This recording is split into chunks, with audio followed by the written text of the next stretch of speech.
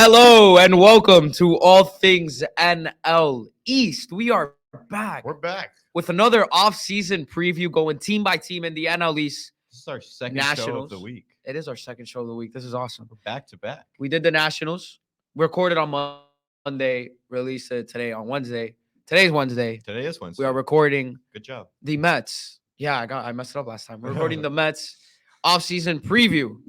The Mets. Anything? How you been, Cayden? Let's start with that. Oh, before you answer, shout out to the people behind the glass because I never shout them out.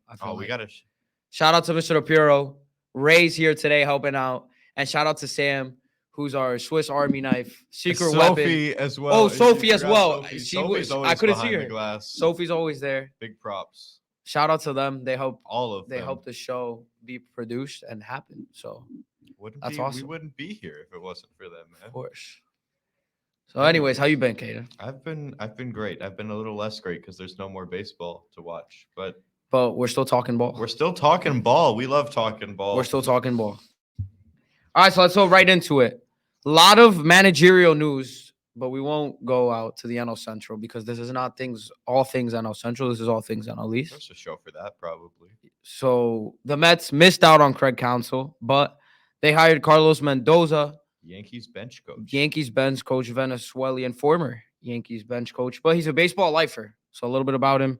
He's played 10 years in the minors as a player and was in the minors as a coach for, I think, a decade. He's been coaching.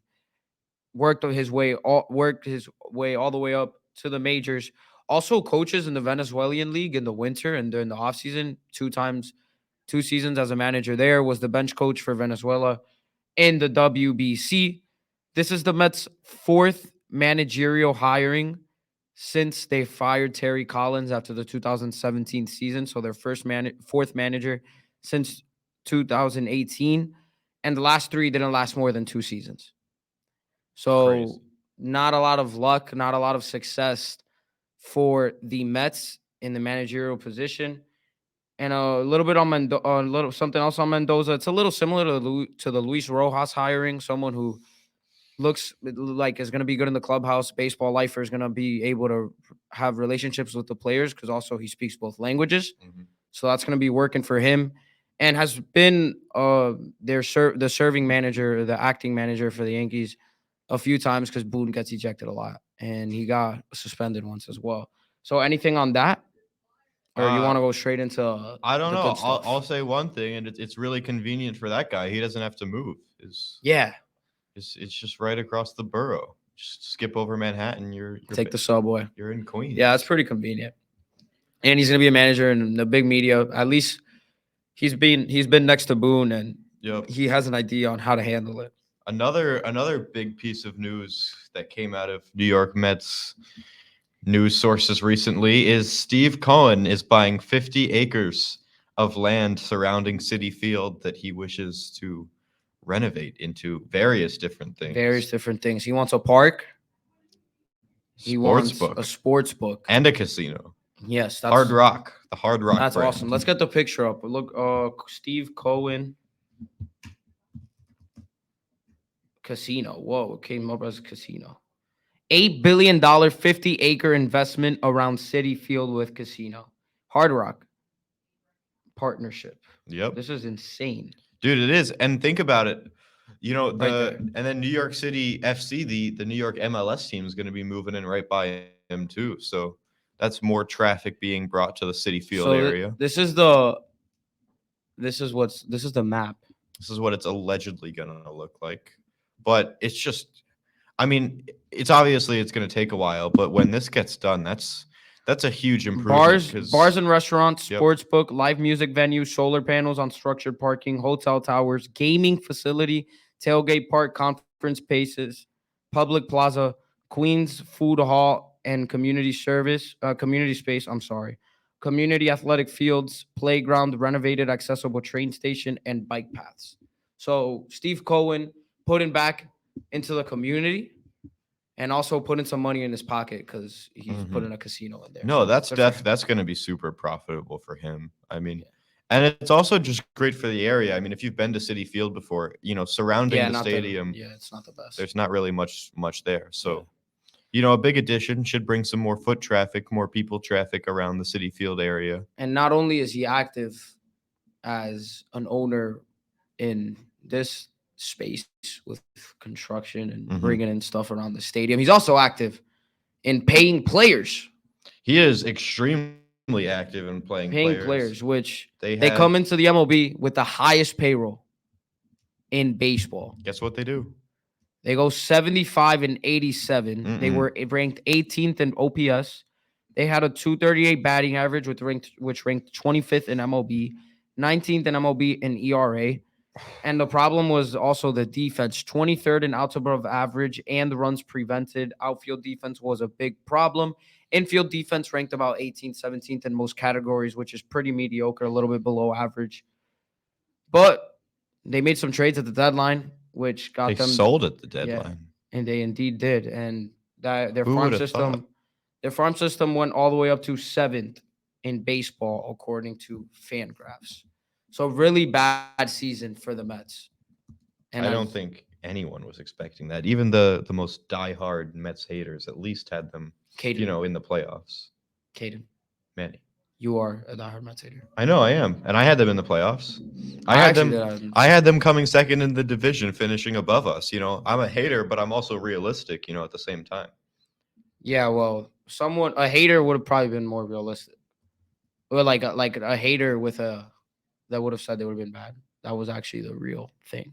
But Crazy yeah, stuff. seventh farm system according to Fangraphs. They got Acuna's little brother, who's their top prospect in the Max Scherzer trade because they ate a lot of Scherzer's money. Hmm. So Texas kind of got him. They barely Dude, pay him. They also got Drew Gilbert, center fielder from Houston, in the Verlander trade. I Two big f- prospects. I forget exactly what it was, but when they made that trade, the ESPN notification that I got, It was nuts. it was crazy because it just said Acuna. It didn't say the first That name. So was definitely on so purpose. everyone thought it was raw. Everyone There like was no way though. There was no way. I know, but I just I didn't know there was another Acuna, and they had to know what they were doing with that Yeah. one. I mean, going up and down this farm system, Ronnie Mauricio is probably going to get an extended role. He's listed as a utility here, Hmm. switch hitter.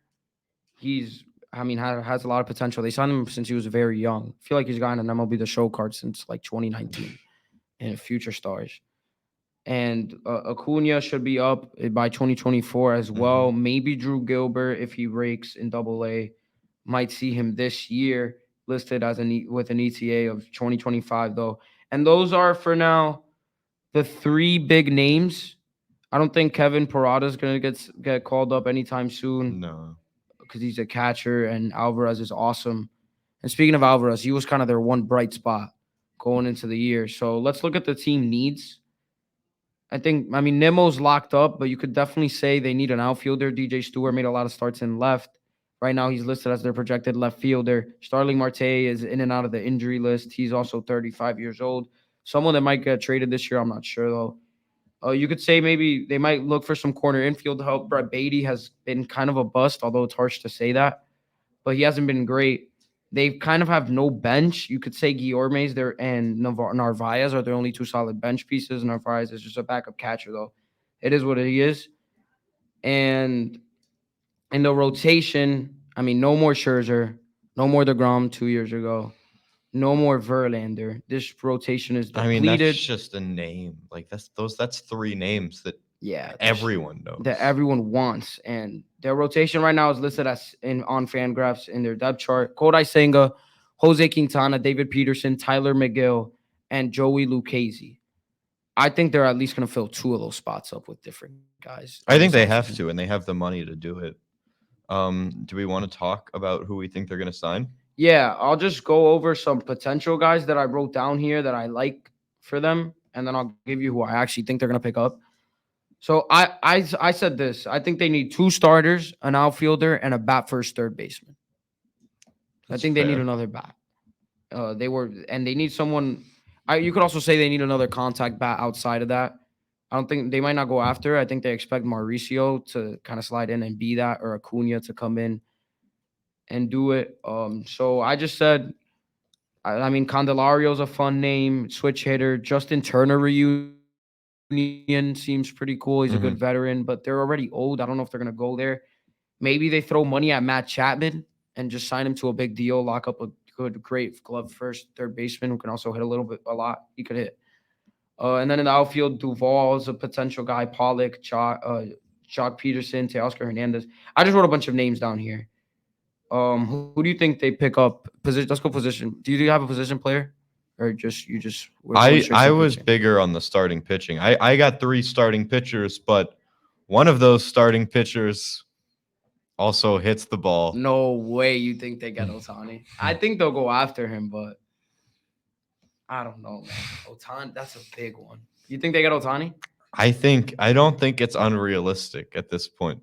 I know that there's what, like 5, 6 teams maybe in the race, but I don't think anyone would be like blown out of their mind, shocked if the Mets somehow pick up Otani. So I think it's important to note, he's a great hitter, phenomenal pitcher. He leaves an open spot on your 40 man because you can have him as both. So I think he's a worthwhile pickup and something the Yeah, Mets with how much money they like to spend. I think that's something they could do. yeah, for sure.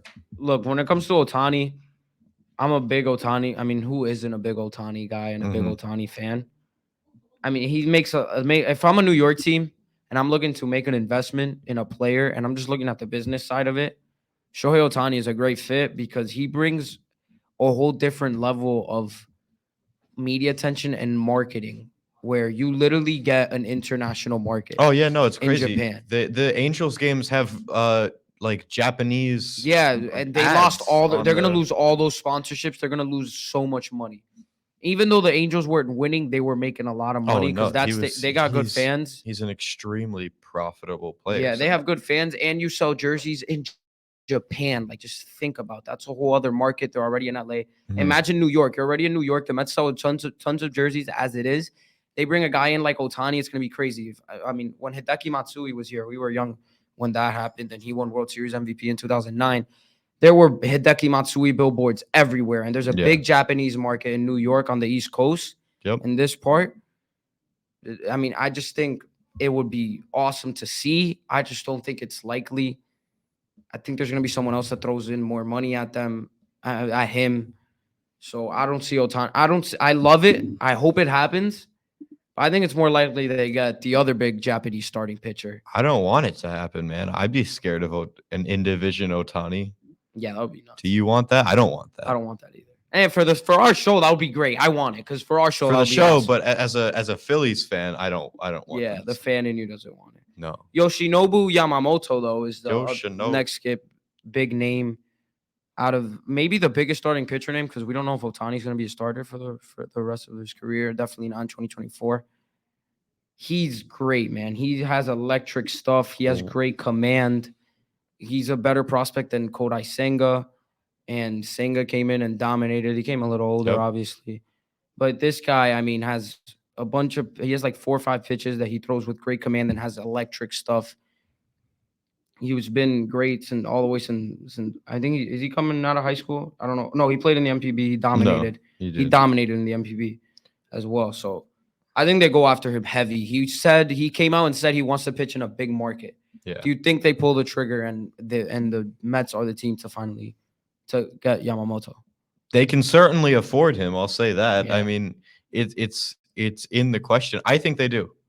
I think especially if they don't get Otani, he's someone they'll be looking out for. A 1.48 ERA in 164 innings with 169 strikeouts on the Oryx Buffaloes. Yeah, he's gross. Crazy He's stuff. gross. He's gross. I when it comes to the Mets, they'll definitely again. I don't want to repeat myself a lot. They'll throw money at him. I don't think they're gonna go that route though. I think they're gonna try to do something like kind of like the Rangers did, where they kind of bought a lot of starting pitching that maybe not everyone was high on, Yeah. but they got so many innings eaters that even at the deadline as well. Even with the injuries they had dudes that were able to carry them through the regular season and eat innings. I like Giolito on that team. I love. Okay. I think Michael Lorenzen is a Met. I'm gonna save this because I think he's gonna be a Met. Hmm. He's a he's good in any clubhouse you put him in. He works hard. Great clubhouse presence again, and he's gonna eat innings. All star in 2022. Whether you think, I mean, in 2023, obviously he didn't have the best numbers, but threw a no hitter for the Phillies. I think the Mets go out and get him. Wouldn't be surprised. Montgomery's an interesting name, someone who can handle playing in New York. Kenta Maeda, maybe. And we're going a lot of Japanese, but he's going to be dirt cheap. Hmm. If he stays healthy, we've seen what he could do. Maybe not the best 2023. Going back to outfield, Teoscar Hernandez. I just want to put that name out Yeah, there. he's a big one. He's definitely a big one. DH potentially, somebody. What am I saying? Yeah, I mean, Teoscar is big power bat. Good year for the Mariners. They need an outfielder. 258, 305, 435. They're not gonna. I don't know what they're gonna do with Marte though. Is he gonna play most of the games? I don't think he's really tradable. He hasn't been. He wasn't great. His contract is a little high. A lot of rumors out there saying Jose Quintana might get traded. That would be He's in. owed 13 million this year. Hmm. They just signed him. He's had a really he would have that would be a really bad Mets career. He barely played. I don't know. I think he stays. I'm just gonna go out and give you the guys that I think they get. So I think they get Giolito, Michael Lorenzen. Let's go and Candelario. I won't even mention. I don't know. I feel like if they get an outfielder, is that me saying too much? I gotta save the guys some guys for the rest of the. I mean, Candelario to actually no, never mind. They got Jake Berger. I was gonna say the Marlins, but I don't think so. I love Jake Berger, man. Jake Berger is awesome. I'm a big Jake Berger guy. Yeah, I'll say. Let's go to their farms. So Acuna is a middle infielder. Yep. They'll probably slide McNeil to the outfield. Acuna at second. This this is probably what they expect to be somewhat the team by September. So Acuna at second, Lindor at short, Pete at first. I don't think they're gonna trade him. We haven't even mentioned that. That's another guy in trade rumors. Pete at first, Beatty at third. Do you think maybe Acuna learns how to play third? I wouldn't be surprised if Acuna is like down to learn how to play third. Yeah, 100%. He's a young guy. They'll move him around. McNeil played third as a rookie. I don't know if they'll do that. You could put Acuna at third, McNeil at second, Lindor at short. I'm Slide in one of the yeah. outfielders. Yeah, I I don't mean, think they go after they him. they have a couple ways they can piece together this puzzle. I'd be shocked if at least one of them doesn't work. You know what? You know who I love for this team? Whit Merrifield. He's pretty old, but he's a good utility option. He has contact and he has Let's see. speed. They need all of that. Yeah, honestly, now that you say the speed thing, I wasn't really aware of Whit Merrifield's speed, but yeah, he seems He's old and they're an old team, he seems like a good but he a good plays like a option young here. guy. Yeah, He plays like a young guy. He's aged very, very well. he's got a nice little. All right, so I'll give you my little names. Stubble. These are my predictions: Candelario, Giolito, Lorenzen, and I'll sprinkle in Whit Merrifield. All right, I got Otani, Yamamoto, Oh no, wait! You think they got both? and Hernandez. Oh my gosh! You think they got all three? I think they're getting two of the three of those. I don't know what combination of the two of the three of those it is. I'm saying they get one, at least two of them. So Teoscar. So okay, Mets fans, listen to this: Teoscar Hernandez, Yamamoto, and Otani. Two of them are yours. I could see Teoscar and Yamamoto. I could definitely see that happening. They would just be throwing money out there again. Me too. And honestly, do I think the Mets have a crazy high chance of signing Otani? No, but I don't think anyone does right now, and I gotta put him somewhere. So I'm putting him with the New York Metropolitans. Okay, so the Dodgers, I feel like have been setting up to sign Otani for years. That's why they let Seager go, they let Turner go, Bellinger go. Muncy they extended, but other than that, they've only paid Freeman and Mookie the really big contracts. They have space for Otani, but if they don't like Otani's, we don't know what's going on with it's his second Tommy John. We don't know what's going on with the rest of his career as a starter, as a pitcher. The Mets can be the team that just says, we're going to take the risk. We're going to throw a bunch of money at him. Steve We're going Cohen to can go afford for it. it. We're going to go for it. I don't know. I think they said Cohen said something along the lines of they after the trade deadline, maybe they're not looking their World Series window. He said something either they're looking to compete in 2024 or like their World Series window is like 2025. So that's why I don't know. It would be tough. I think they give Giolito on like a 3-year deal. I know he had a horrible second half, so that kind of works for the Mets because they get to give him less money. Like maybe like a Candelario, and then I like Merrifield. You can move him anywhere. I like that, but I don't. They might go big too. It's the Mets. It's Cohen, and He's dropping $8 billion on. he's dropping $8 billion on the city. He's incredible. He's awesome. He's I what hope they all the succeed. managers need Even to though be. I'm a Marlins fan, as a baseball fan, I hope they succeed because I feel like every owner should approach their job as an owner the way Steve Cohen approaches being the owner of the Mets. Mm-hmm. So I really hope the Mets succeed. Me too. So I'm rooting for them. I'm rooting for them to have not just to be in the news during the offseason, but to actually get the guys they need and succeed this year. Maybe a trade happens. I mean, we'll see. Brett Beatty's probably an interesting piece. Maybe they move Mauricio. I don't know. We'll see. It's definitely interesting. Or like, what are the odds Acuna and Mauricio are in the infield? If they want both of them in the infield by September, it'd be Mauricio maybe at third, Acuna at second, Lindor at short, Pete at first. You move McNeil to left field, maybe. You sign someone to play right, which would probably be like, let's say Whit Merrifield, because I don't know about Marte, man. Either way, whoever you put on the bench there is not a bad bench piece when healthy. They're probably looking for versatility. We'll see, man. They're an interesting team. I could talk about them all day, I feel like. I mean, yeah, I agree. Certainly the most special case we have in these In this 5 division. teams, the number one payroll that doesn't hit 80 wins. We haven't talked bullpen. Edwin Diaz is coming back. They Edwin missed him. That was Diaz. a big thing.